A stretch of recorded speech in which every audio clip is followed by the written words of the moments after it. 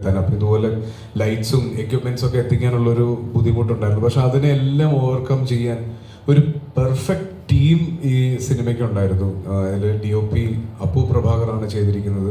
മലയാള സിനിമയിൽ ഇനി അറിയപ്പെടാൻ പോകുന്ന, അല്ലെങ്കിൽ മലയാള സിനിമയിൽ ഏറ്റവും തിരക്കുള്ള സിനിമാറ്റോഗ്രാഫേഴ്സിൽ ഒരാളാവാൻ പോകുന്ന ആളായിരിക്കും അപ്പു.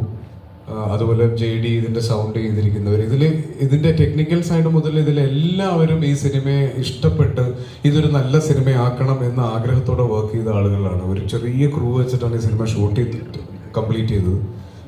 അത് ജിത്തു ചേട്ടനെ പോലെ ഒരു ആളുടെ ഗൈഡൻസിൽ ഈ സിനിമ റിലീസാവുന്നു. അപ്പോൾ എനിക്ക് ഒരുപാട് പ്രതീക്ഷയുള്ളൊരു സിനിമ കൂടിയാണിത്. ഇപ്പോൾ ഇതിൻ്റെ ട്രെയിലറും ഒക്കെ കണ്ടു കഴിയുമ്പോൾ ആളുകൾക്ക്, നിങ്ങൾക്ക് എല്ലാവർക്കും ഇതിൻ്റെ ഒരു മൂഡ് മനസ്സിലായിട്ടുണ്ടാവും എന്ന് ഞാൻ വിചാരിക്കുന്നു.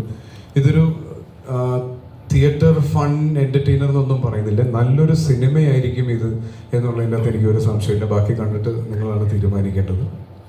Thank you.